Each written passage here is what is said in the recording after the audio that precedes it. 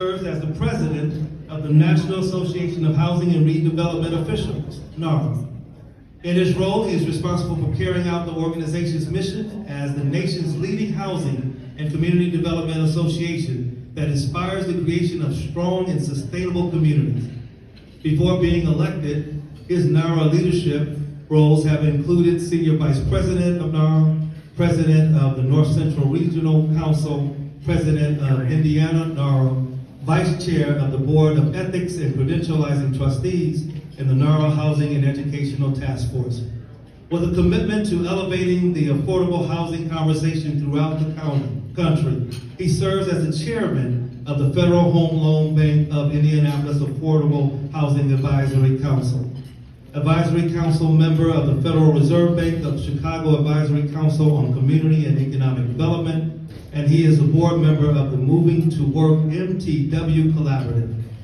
As an active member of the Fort Wayne community, George also serves as a board member of the United Way of Allen County. Now, it's this time now we need to be able to start creating the energy that is needed for a keynote presentation. I need for you to help me to roll out the red carpet, let the bells ring. Come on, let's make some noise for this visionary, this advocate, this pioneer, this humanitarian. He's come back to the Quad Cities to help inspire. We're building partnership. Come on, let's build some momentum. He's on his way, Mr. George Guy.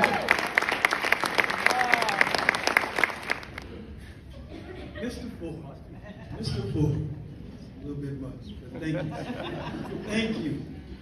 Thank you, Dwight Ford. And thank you to Project Now, the board, and the conference planning committee.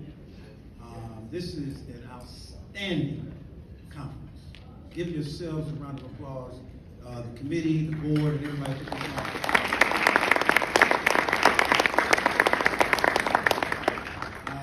I happen to know all too well about how difficult it is to put these events on, and I understand you have over 300 folks here, 300 servant leaders regionally, and that's a very big deal. I'm very proud of my community right now in terms of what I'm seeing right here.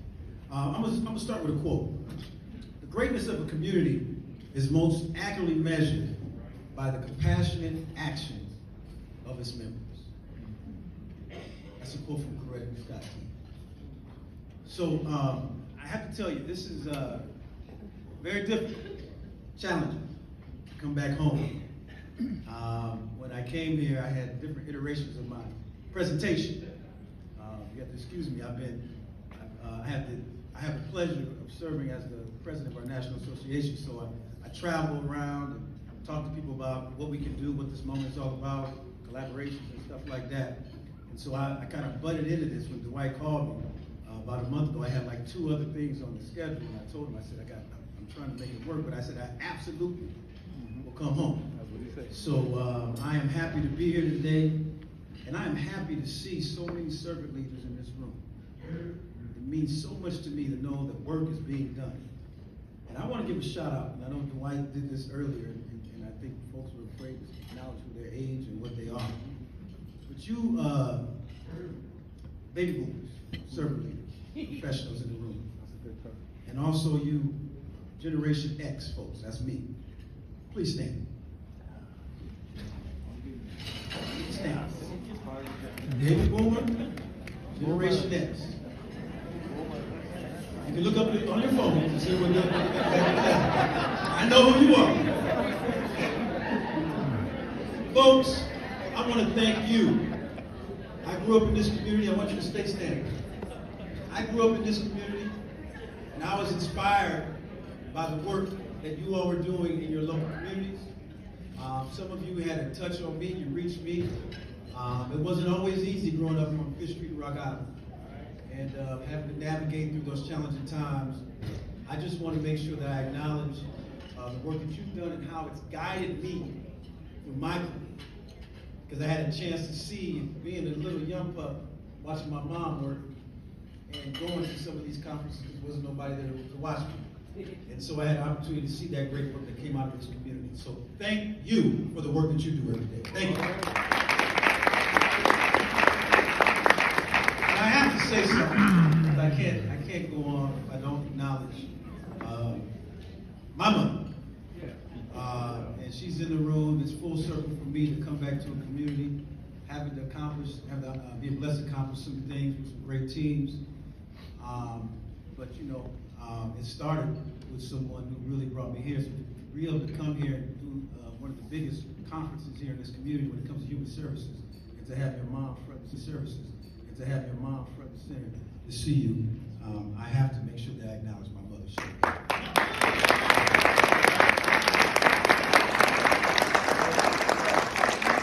Listen, and I can go on and on. This could be a whole presentation about Keynote in terms of motivating, in terms of her story and the work that she's done.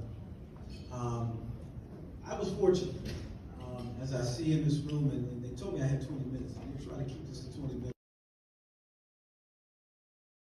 I hope we find a way. I hope I find a way to kind of interweave that into this presentation. My friend Rufus Gray, who is up here again. This is full circle. Rufus is the director of youth, but I had the awesome pleasure of being a child, watching him coach at Black Hawk College and being an African-American male leader that was in rooms and on boards, and the Safer Foundation, and also the Correctional Center. And to still see him working for youth in our community, I have to acknowledge him. He was a role model. To work at 21st century leadership, 21st century grants. And I worked at in Davenport Community School District. And to see one of my students here today as an academic advisor, again, full circle. Ready right there. Thank you. It reminds me how old I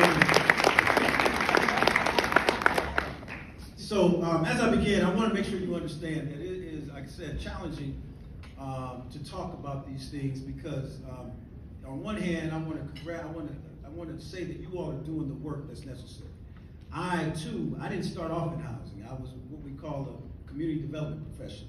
I had the opportunity to work in a few nonprofits, family resources. I had the awesome opportunity to roll out the Welfare to Work program here in the community. Some of you may remember that. And through those, I learned about collaboration and how important it was to solving these challenges. But I also had the opportunity to learn about how government sometimes can get in the way. So I know that there's some feelings about housing authorities when I come in the room. And I know how Vince reminded me of that when I was at the Rock Island Housing Authority. And those things were pretty much true. You have to remember, the Housing Act was signed in 1937. It didn't have some folks in mind when it did that. So what I mean by that is housing authorities started then.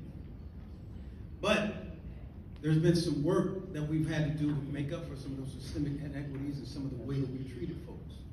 And oftentimes I'm reminded of that.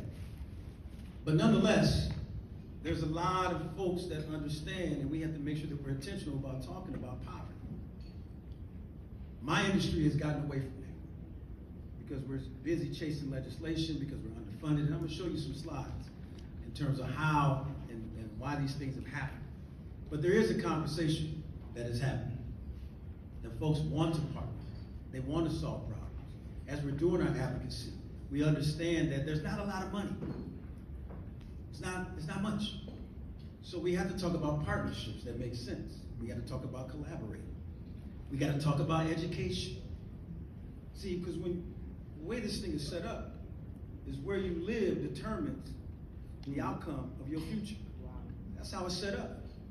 So we can talk about redlining, and they knew that when they drew out, because they understood that's what it was. So these things are intentional. So we're fighting against the system that we're up against every day. Zoning, the way the property taxes are set up is where the best schools are going to be at. Not many hospitals located in rural communities as well as some of these urban communities. Right? It's a challenge. And of course it's a food desert. And where I'm from, Rock Island, again, I want to tell you, I grew up in the projects. I grew up in the Arsenal Courts of Rock Island. I see some of those folks in the building today. And some of you other folks grew up in the projects, so you understood what that was like. But we had the opportunity, though, to see how community worked from our neighbors and also some of the other things that were going on. Something happened in the 90s where we lost that. Not by our own fruition, but our own survival. Programs had to continue. And so nonprofits had to survive by applying for grants and those type of things. So again, what I'm doing right now as a National Association president is I'm being intentional. And I'm talking to our industry about 3 things. We got to be intentional, and we have to collaborate to have a collective impact. Very simple. And that's why when the wife called me, I said, this is what we're doing. And what I'm talking to them about is, I'm telling them, we got to talk about poverty. We have to talk about poverty. And the opportunity in terms of the communities that we serve and that we manage and we own is where much of what poverty is and what they're talking about. So we got to talk about solutions. We got to talk about partnerships that make sense. That's right. We got to talk about communities. We got to talk about people. And we got to talk about advancing people in those communities. So we got to partner and we got to collaborate. So I'm here to say our doors are open. Some of you folks, in wherever you're at in your region, go to your housing authorities after this. And you can tell them that I sent you. All right. And you can tell them that I'm here to take advantage of some of the opportunities to serve, to help you serve in your community, to advance the people in the communities we serve. So again, this is a difficult task because when you're called to be a keynote, you want to inspire. So I'm trying to do both. I want to inspire, but I also think, because I sit where you sit monthly in terms of conferences, and I've had the opportunity to do that. So when you leave these places, you say, man, I'm fired up. But then you don't know where to go and where to start. And so I really wanted to make sure today that I showed you some things, but at the same time, it looks like clicker this way. Right. There we go. All right. So this is just, I just want to real quick go through this and let you all know this is kind of a graph of what homelessness is. We can't talk about housing without talking about homelessness, right? And as you can see in 2023, as our country is growing, as you see communities growing, as you see this is nice. I want to say this is a nice facility here. I'm happy that we're here. Do you see what's happening? The more and more we grow, the more and more the widen that gap is, right? So we definitely have a problem that we need to take a look at. So this is the numbers in terms of what homelessness across the nation looks like.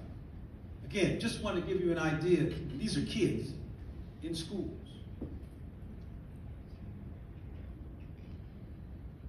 And this is what it looks like across the nation. I don't have to tell you that if you're African American or a person of color, when we talk about these things, it's going to impact people of color worse. So therefore, how kids are going to be competitive when it comes to the jobs or building wealth and those type of things. Housing is important, folks. So I want you to understand that when we talk about collaboration, I'm very intentional about it. When I went to Fort Wayne, it's funny, it's 13 years ago. I go to Fort Wayne, and the second week I'm there, they invite me to a meeting. And it was a continuum care, but it was anybody know what continuum care is? Right? So the Fort Wayne Housing Authority belonged to it, but they didn't show up to the meeting. I didn't know that before I got there. So I get there, and I'm ready. I'm like, oh, I come from a community of collaboration. I'm ready. I'm ready to talk about my ideas and what I've done. Introduce me, everybody's happy, clap. So they wait to the end of the meeting. Everybody in there, let me have it. They talked about why nobody answers the phone. I brought a client in because he had a background issue and he had a hearing. What's the use of the hearing? If you're going to find him guilty, you're not going to give him access anyway. I'm telling the truth. Yeah. And I had to hear it. Yeah. So that was my job after that to change that. So now, not only do we have a seat at the table, but we're part of the solutions now in the community of Fort Wayne. So when we talk about collaboration, that's what's important. So there's something called permanent supportive housing. Many of you familiar with that? Yeah. Okay. That's a term that the government had because they stopped funding transitional housing. Right? So if anybody here doing transitional housing, I know Project Now has done that in the past. There's no more government funding for that. That's what happened. So they only funded permanent supportive housing. So if you have a shelter, they're not funded by HUD anymore. So we have the opportunity to make sure that we're part of the solution. We may not agree with it, but what we try to do is we try to, whatever that new normal is, we make that the new normal. So it's permanent supportive housing. We still support transitional housing, but we make sure that we build and partner to build transitional housing, permanent supportive housing as well. So this is just a little bit about what we do. You see here that we're also youth build program. Yeah. We do that at the Housing Authority as well. We do affordable connectivity program, which is about bridging the digital divide. Folks, these are things that impact our community and not subject to just the Housing Authority. These are things that we need to be talking about when we talk about poverty. We talk about rooting out poverty. It's a big issue. Yeah. That's why one can't do it. That's why we need each other in terms of collaborating and making sure it gets done. So I really wanted to make sure you all understood that in terms of what we do. This is what NARO is all about. We serve 26,000 folks, our members. We want to encourage you to consider becoming members as well. 3 million homes, 8 million individuals served throughout the country. So that's why this is important. This conversation is important. You need to know that I'm talking about the work that you're doing across the country. Because I understand what you're doing. I understand the challenges you have. I understand what you're trying to do to make communities work. Those are important. But I wanted to make sure, I want to slide through here right quick, and I want to show you some things that when you think about your community, okay? These are some of the tools that HUD gives us in terms of some of the things. And I want to make sure you're familiar with some of these things so you can understand about housing authorities. There's something called rental system demonstrations called RAP. My friend John Chow, who's the director of the Rock Island Housing Authority, can tell you about this. This is a tool that HUD has given us to build more housing. Okay? But we can't do that without partnerships. Yes. Okay, I'll go. I'll go to the meeting. So she goes to the meeting. And she's compelled to say something, to open her mouth. So that day began her journey. She started organizing tenants by this movement. This organization then hired her to do that work. All her kids are going through this beautiful school, right? It's located right across the street. And again, they went through this early childhood learning. So now, that work then elevates them out of poverty. Out of the public housing. Yeah. Because now they're saying they want her to do the work in rural communities as well as suburban communities when it comes to low-income housing. So now her voice is growing to the point of now you're growing out of public housing. And it's providing a life, a career. That's not bad because the kids are still participating at the local baseball park, playing Little League baseball, because you still got these things that are still active in the community. You got a baseball park. And not only that, she finds a voice and then works with friends and family to do what? They created a track program. All right. Her kids are still young. This is this voice that's now created off this neighborhood organization. That was all they were trying to do was try to lift voices to do better conditions. So they have this idea to create this program. This track program was going to be from 8 to 18. Now, mind you, it was because of the blueprint of the track program they grew up in, community working. So from there, they create, now she has something for her kids to do in the summer because she's trying to find her voice and continue to find her voice, but she's coaching track. So now, these kids get a chance to go on vacation. But see, they started doing this program from 8 to 18. But then they said, no, they had to let 6-year-olds in because it was just that much of a demand. Those, through that track program, she was able herself, and she was the only woman that was on this committee of starting this program. Through her efforts, because she understood through her work, she was able to create partnerships with Project Now, the Rock Island Housing Authority, the Salvation Army. And as the story goes, these kids would have uniforms with these folks' names on the back of them when they went to go travel. Collaboration at work. So while she's still doing that, finding her voice, she also has the opportunity then to work to different communities because she's outgrown these things. She's now working at different agencies doing different partnerships. So at this time, she understands, and her kids are going through school and matriculating through a school system that has teachers that are focused on creating opportunities for them as well. Something called the Principal Scholars Program, where they're able to be a part of a program and see schools, and they visit schools, they visit organizations like corporations. They come and talk to them and giving them an idea of what life looks like. So they're matriculating through a system, not perfect, but they're figuring it out. But meanwhile, she's creating this and she's got a voice. So she's grown now to build a partnership with local schools because she's expanding and she's expanding her network, and she understands that now you got to do mentoring programs. So then she goes to the neighborhood school and say, look, we're going to do this program. We have a grant working through her nonprofit she's working through. And we're going to do a mentoring program. Mentoring program is going to be for kids that are in elementary school, but not only that, it's going to now bring back those kids that are now in high school because they're 14 years old, they can work. And they're going to be mentors in the mentoring program. Now, how do they do that? How does she figure that out? Well, through the Track Club program, they said they're going to partner with something called Partners in Job Training. You remember that? See the program? JTBA? So they took kids from that program, didn't know nothing about track, but they took several individuals from the age of 14 to 18 and gave them jobs. Through that idea, created this mentorship idea. So now you got kids that went to that school, working at that school, kids are getting the benefit of mentors all throughout. Now that her kids took advantage of the JTPA program that gave them job skills as well. That's not enough though. She now becomes a storyteller. She starts to tell stories locally. Then she starts to tell stories in the region. Her kids are still matriculated through this system. The community's taking care of them. They're playing baseball, running track. Partnerships are happening. The JTPA programs are part of what they're doing. Then she decides to write a book about her experiences that talks about community organizing. And she becomes a renowned community organizer. Then she becomes a poet laureate.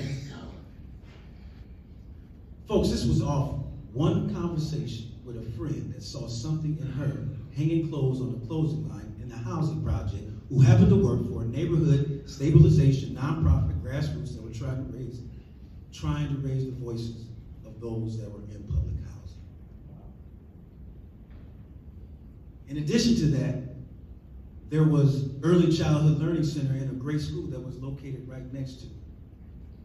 And there were several nonprofits that helped build that up the way. And now you have someone who's not just built and organized a community, she's built lives, but she also found her own voice, and she became impactful. If you're like me, you're wondering,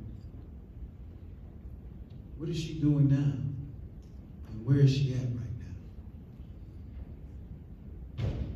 It's amazing what a community can do for people. Folks that are poverty adjacent, or folks that are living in poverty. Folks, the person I'm talking about is right here in front of me. It's my mother, Shelly Morgan.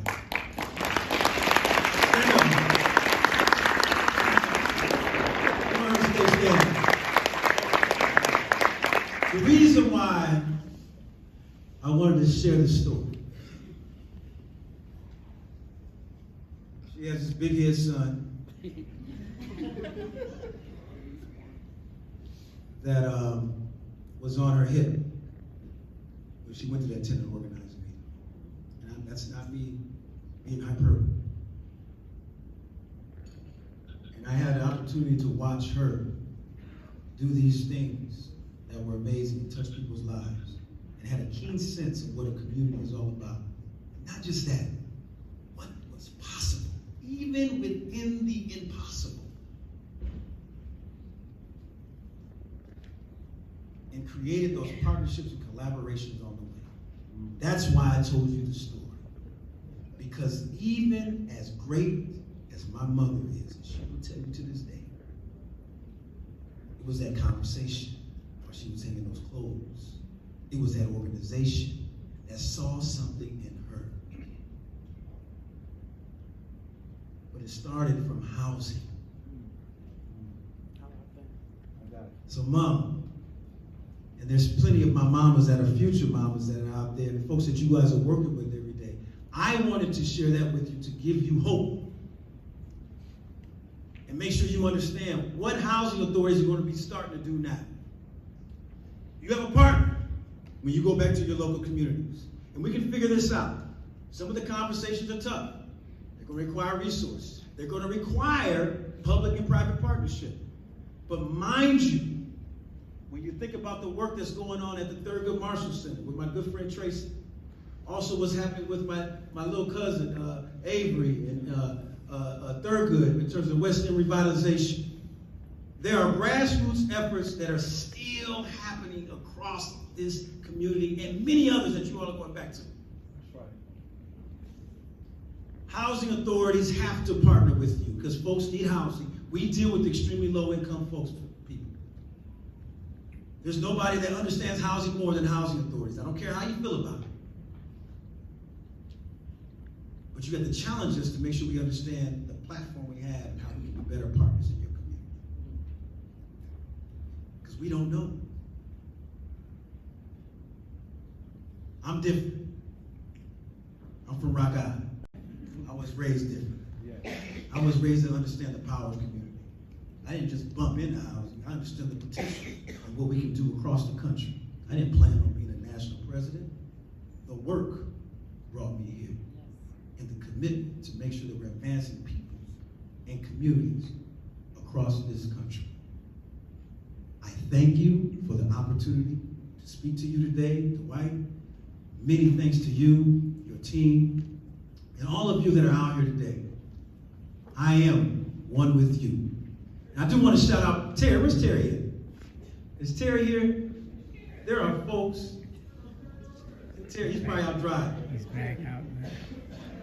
Is he out? Yeah, Terry Lee is with Project Now. These are folks I watched growing up, driving and doing things in the community. And I want to give him a shout out. I remember being a kid watching him drive around. Where's James? James here? James, I see you.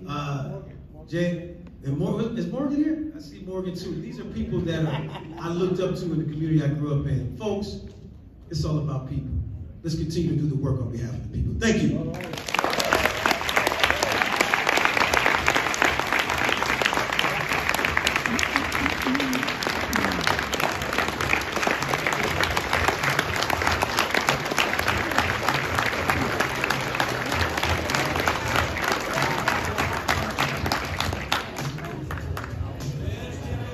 And of course, the national president, we continue to build around each other and build alongside of each other for collective impact. Right before we go to a quick break, I want to remind everybody that there's a wonderful opportunity that has everything to do with housing. We have received the opportunity to bring to the Quad Cities. It's going to be located at South Park Mall in Moline, Illinois, the official ribbon cutting and grand opening to the exhibit entitled Evicted. If you read Matthew Desmond's work at all, of course the book Evicted, if you've journeyed with us in our book club and lecture series, you know that he also has just released a second book entitled Poverty by America. This is an exhibit that will take you through lived experience of what it means to be unhoused and unsheltered. It's a great opportunity for us. The exhibit is at no cost to the public. That means it's free. Look at somebody and say, that means it's in your budget. That means it's in your budget. Free is always in the budget. All right, we're going to say it one more time. Free is always in the budget. All right. We want to make sure you have that opportunity. Come out and see us. Pick up the flyer. Let's take a tight 10 minutes break real quick. Then we'll come back and gather for our last panel. Let's have an opportunity to go out, shake a few hands, utilize the facilities, make a quick phone call. We'll see you back in a tight 10. About level up. Would you help me to make her feel right at home?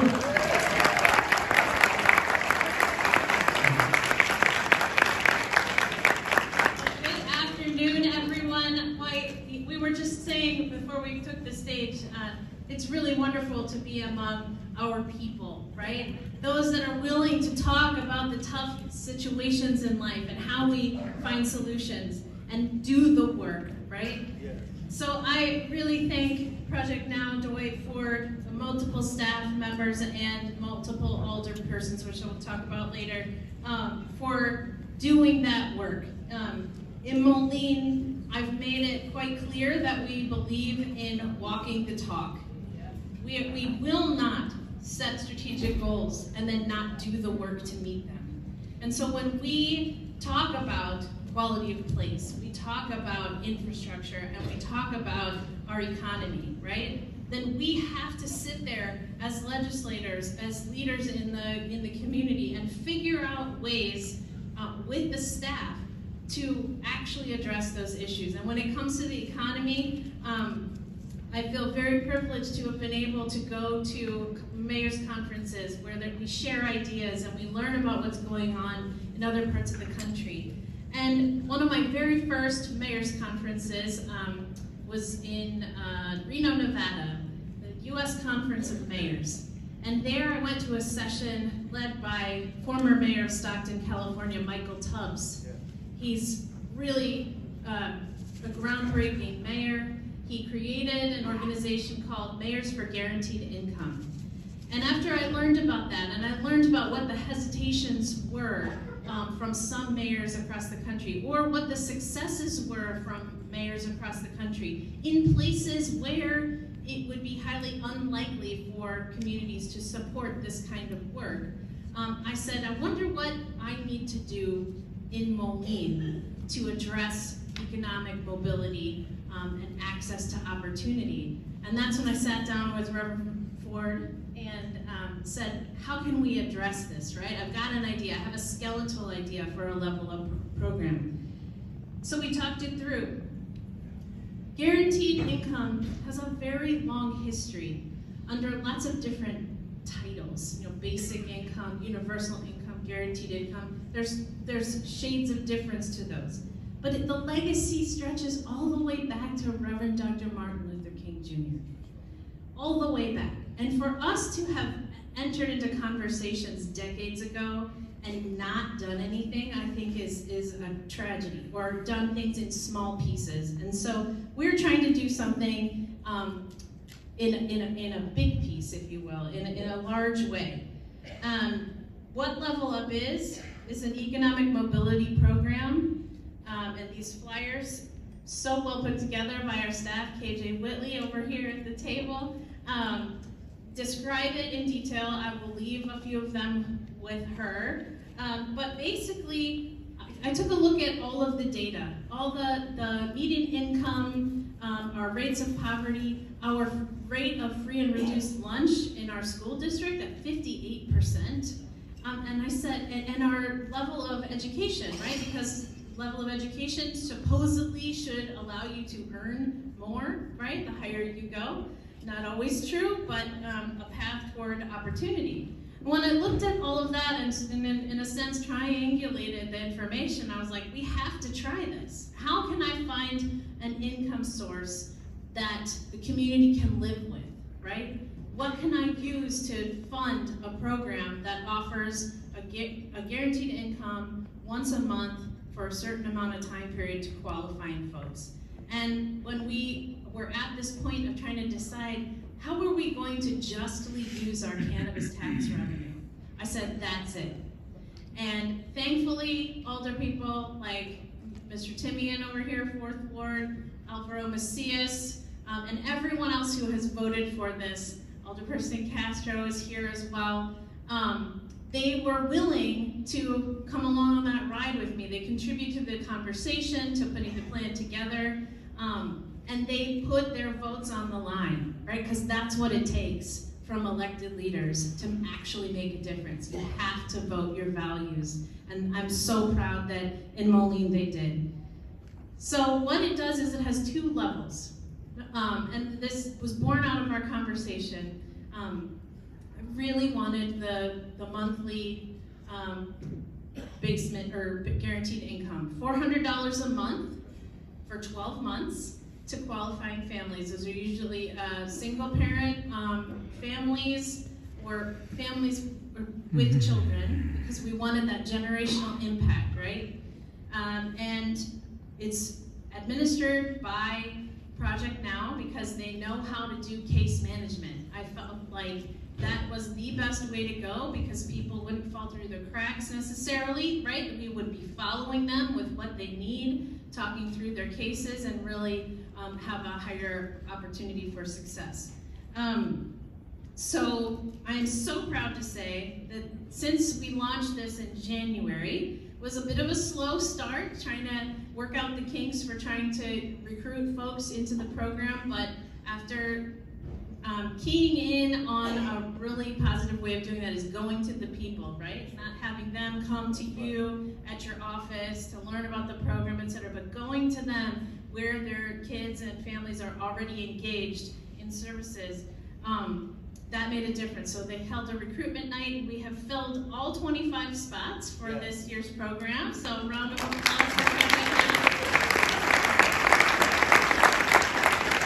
And we have the potential to have helped even more. There are 7 people out of that group of recruits that are getting help from a different part of the program, but would have qualified for the level A. And that different part is level B. So we wanted to take care of the long-standing, generational issues and really provide opportunity with level A. But then you've got that critical piece. I forget which speaker was talking about how you can't ask people what they envision for themselves 5 years from now when they're trying to figure out what they're going to eat or where they're going to sleep that night, right? So for critical assistance, we modeled level B after something we had already worked into our ARPA allocate dollar plan. That's the American Rescue Plan Act. And that was $60,000 of emergency funds. So any resident can qualify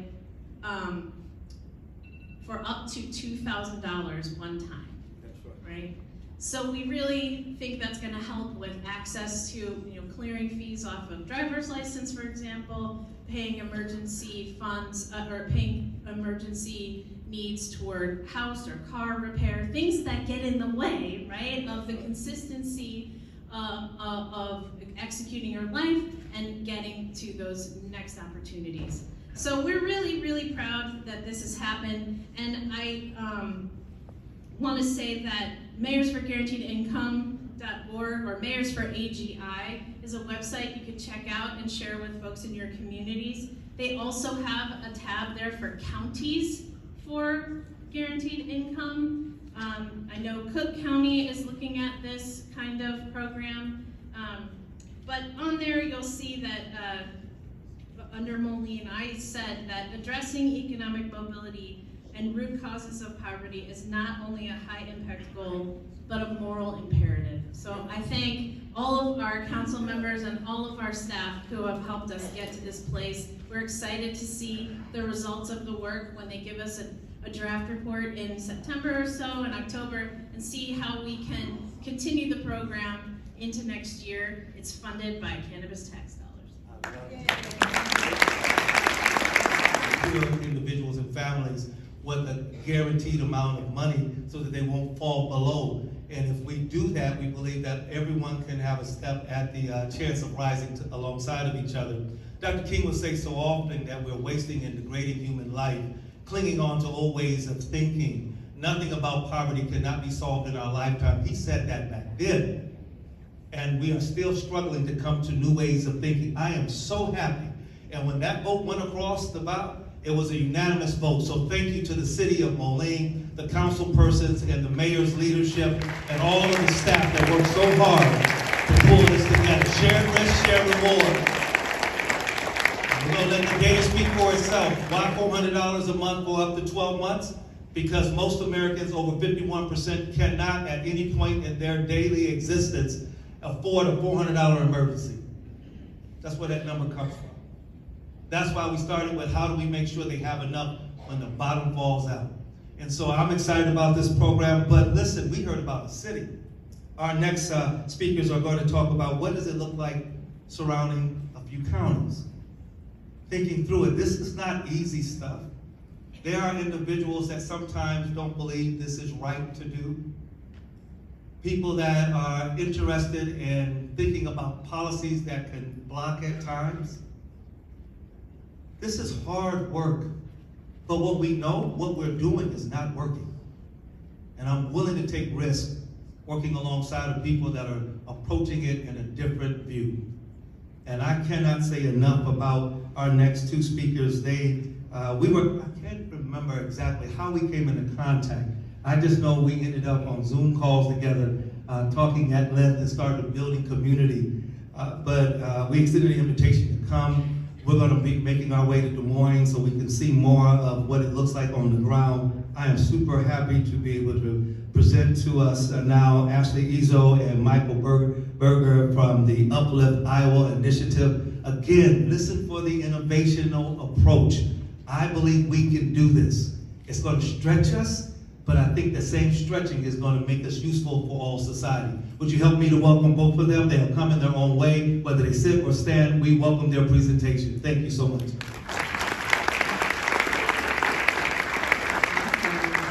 so much for having us today. My name is Ashley Ezio. So I'm going to do a little spaghetti on the wall real quick, if you don't mind.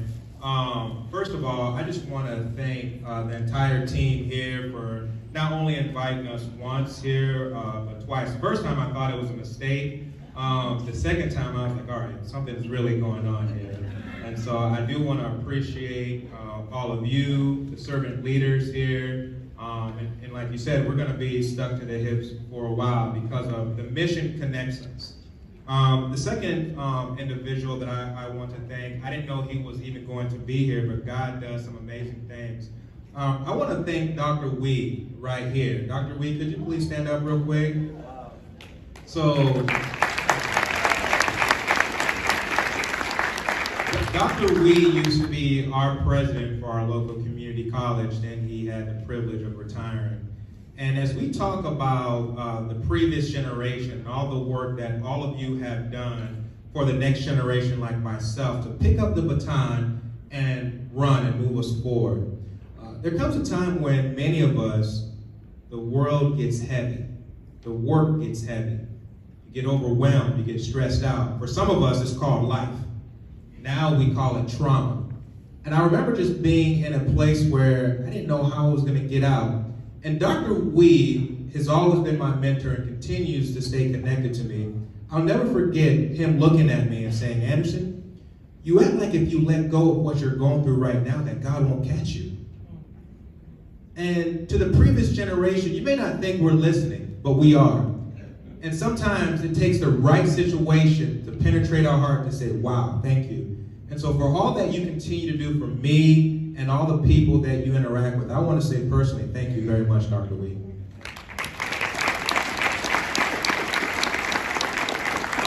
The mayor just left, but are her colleagues here still? City council members? Okay, so I see some of you raised your hand. So just recently, I believe yesterday, I sent the team here a national grant that just came out. I'm going to talk a little bit about it today. It's called the ICMA Economic Mobility Cohort. So this could be for any city or county. I strongly encourage the leadership here to partner with Project Now. ICMA is going to give communities up to $20,000 to develop a poverty prevention plan. They're not going to only give you money, but they're also going to give you technical assistance, and you get to partner with other communities throughout the country.